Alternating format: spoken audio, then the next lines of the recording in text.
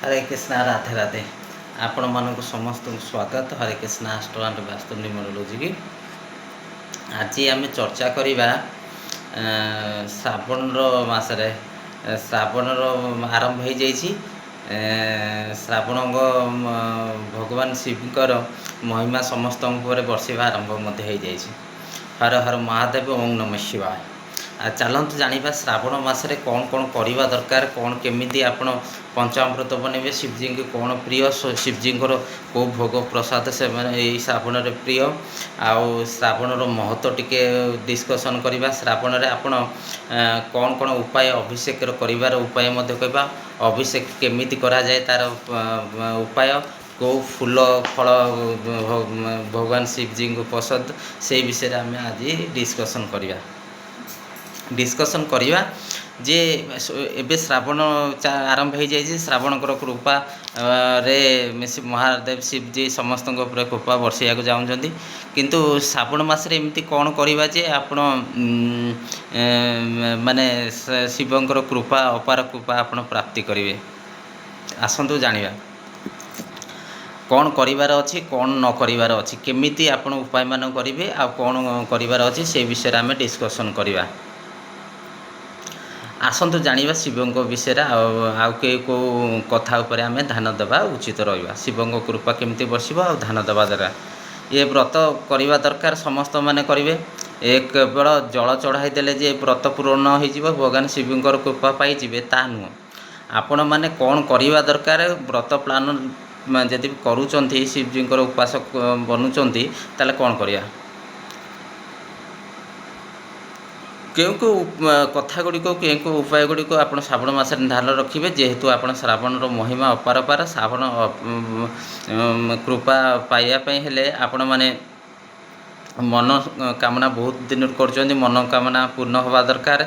आसतु जानिबा मनोकामना केमती आपण करेंगे।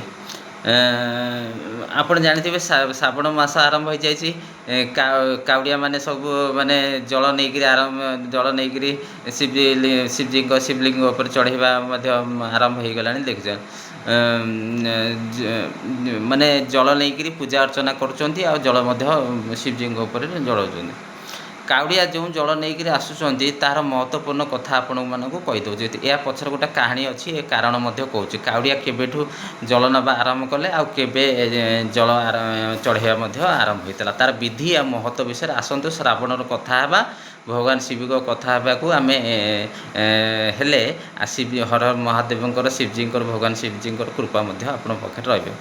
प्रथमे भगवान शिव उपर से रहस्य गुड़िक आम जो अच्छी भगवान शिवजी रहस्य बहुत कम जानती आम जिते आम रुद्रा अभिषेक कर रुद्राभिषेक भी बहुत प्रकार विधि अच्छी से विषय आम करवा केमी कौ जदि घरे आप पूजा कर शिवलिंग रखिक पूजा करिया दरकार केते बड़ शिवलिंग हवा दरकार शिवलिंग जिते भी घरे पूजा कर पारार शिवलिंग रखिंट बा स्फटिक रखिंट शिवलिंग ताले सेटा 7 इंच रु टिके कम हवा दरकार आपड़ एतिक साइज रे उंगुली साइज रो शिवलिंग रखा दरकार तार विधि रोचे 7 इंच रु बड़ हेले आपण तार कर्म विधि अलग हो तेणुक आप माने जदि आप श्रावण चाहते रुद्राभिषेक करा रुद्राभिषेक करा बहुत प्रकार रुद्राभिषेक अच्छे गोटा अच्छी एकादश रुद्राभिषेक तापर महारुद्राभिषेक अच्छी महारुद्राभिषेक माने आपणकर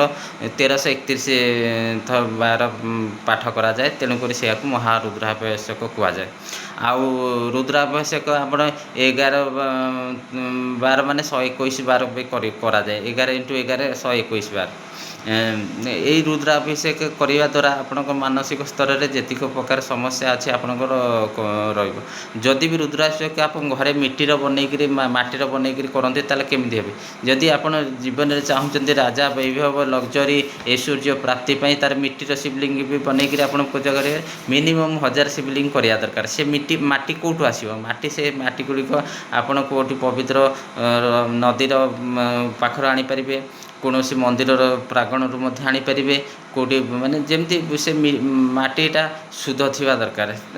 ଯଦି ଆପଣ ଚାହୁଁଛନ୍ତି ବହୁତ କିଛି ବନିବାକୁ ଜୀବନରେ, ତାହେଲେ 1000 ଆପଣଙ୍କର ତା'ର ଅଛି ମାନେ ତା ସହିତ କ'ଣ ମିଶେଇବେ, ତା ଦେହରେ ମିଟି ସହିତ କ'ଣ ମିଳେଇକିରି କରିପାରିବେ। ଆପଣ ଘିଅ ଟିକେ ମିଶେଇକିରି କରିପାରିବେ, ଗଙ୍ଗା ଜଳ ମିଶି ପାରିବେ, ଗୋବର ମିଳେଇକିରି ନଦୀର ମାଟିର ସହିତ ଆପଣ ମାନେ ଶୁଦ୍ଧ ମାଟି ପବିତ୍ର ମାଟି ସହିତ ମିଶେଇକିରି ବି କଲେ ତା'ର ବିଧି ହେଉଛି ଏଇଟା।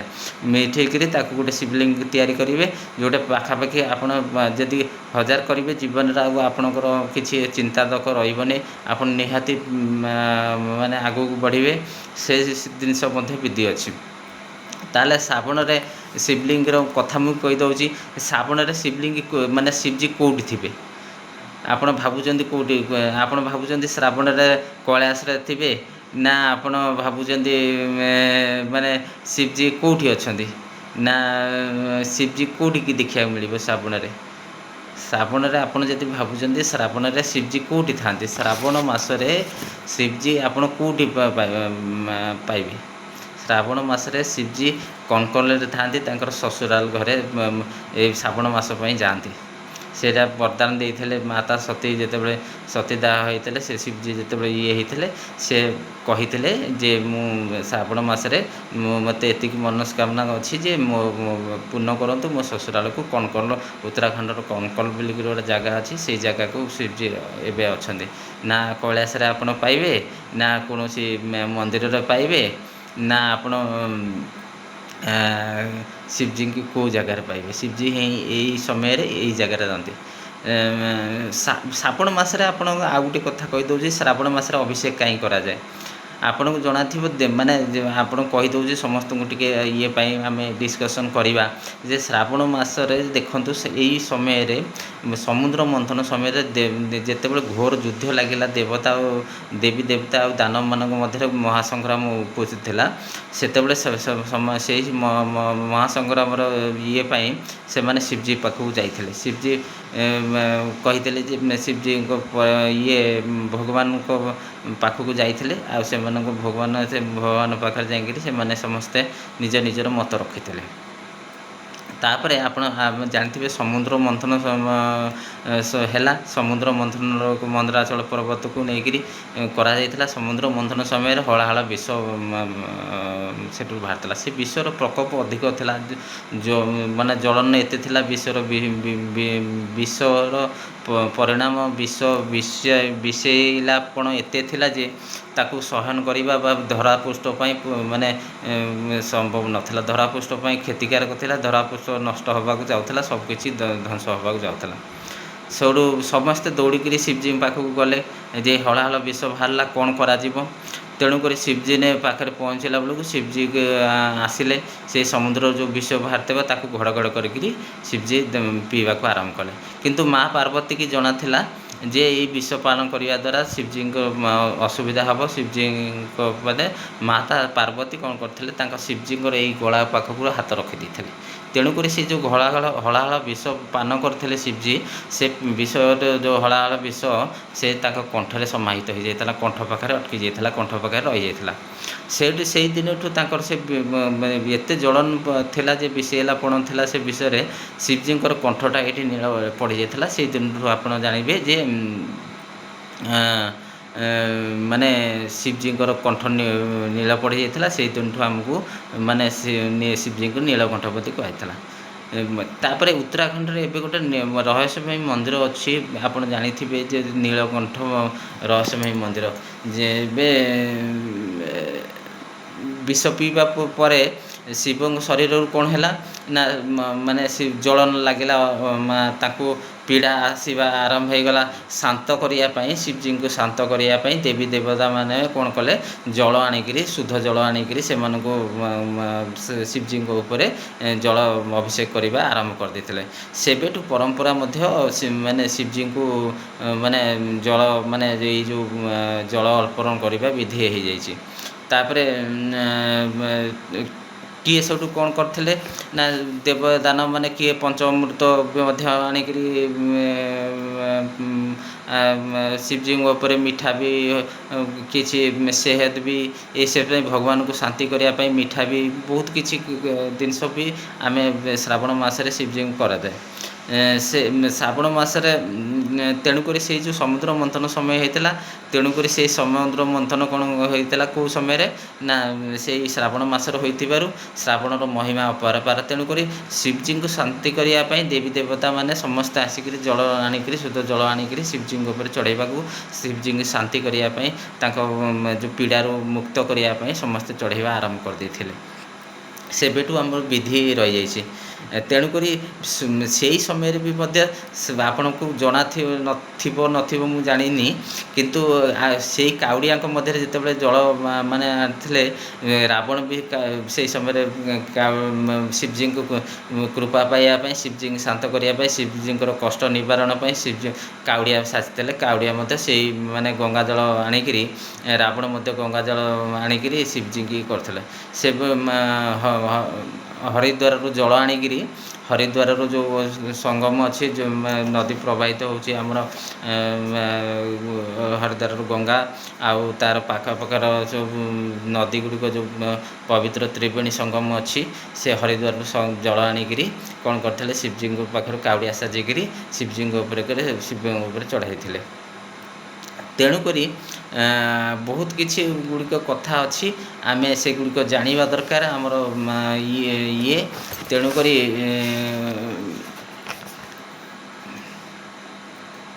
ତେଣୁକରି କଳି ଯୁଗରେ ଆମେ ଜାଣିବା ଯେ ଶିବଜୀ ମାନେ ମୁଁ ଆପଣଙ୍କୁ ଆଗରୁ ଟିକେ କହିଥିଲି, ମାନେ ଶିବଜୀ କେଉଁଠି ଏବେ ପାଇବେ।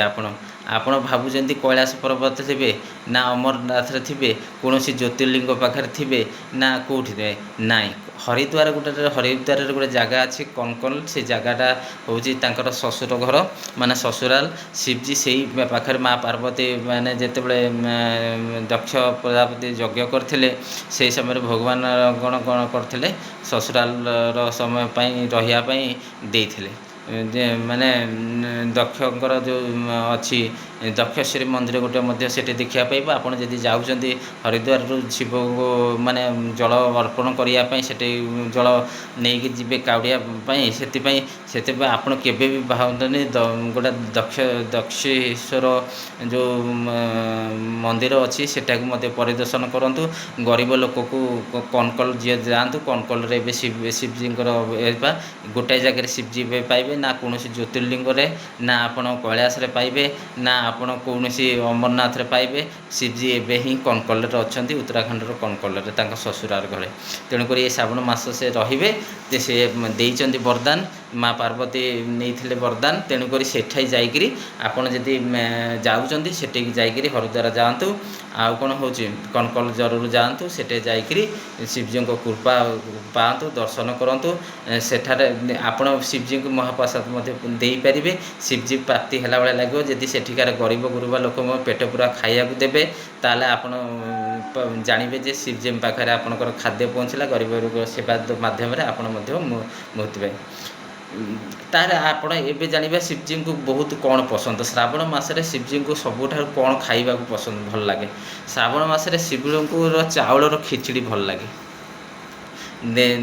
ତା ସହିତ ଦେଶୀ ଘି ଆଉ ଟିକେ ଜିରା ପକାଇକରି ଯଦି ଶିବଜୀଙ୍କୁ ଖିଚୁଡ଼ି ବନେଇକି ଦେବେ, ଆପଣ ଦେଖିବେ ଦୁଇ ହାତରେ ଏମିତି କରିକିରି ଭୋଗ ପ୍ରସାଦ ଲଢ଼ନ୍ତୁ, ମନସ୍କାମନା କରନ୍ତୁ, ଶିବଜୀଙ୍କୁ କୃପା ପ୍ରାପ୍ତି କରନ୍ତୁ। ଦେଖିବେ ଶିବଜୀଙ୍କୁ ଶ୍ରାବଣ ମାସରେ ଖିଚୁଡ଼ି ଖାଇବାକୁ ହିଁ ବହୁତ ପସନ୍ଦ ଲାଗେ। ଖିଚୁଡ଼ି କେମିତି ବନିବ, ଦେଶୀ ଘି ପକାଇକିରି ଆଉ ମନରେ ସେ ଶିବଜୀଙ୍କୁ ଅର୍ପିତ କରନ୍ତୁ। ଶ୍ରାବଣରେ ସର୍ବଶ୍ରେଷ୍ଠ ଭୋଜନ ହେଉଛି ଶିବଜୀଙ୍କର ହେଉଛି ଖିଚୁଡ଼ି। ଖିଚୁଡ଼ିରେ କ'ଣ ଲଗାଇବେ, ସେ ଖିଚୁଡ଼ିରେ ଆପଣ କ'ଣ କରିବେ ନା ଆପଣ ଦେଖିବେ ଶିବଜୀଙ୍କର ମାନେ କୃପା ପାଇବେ।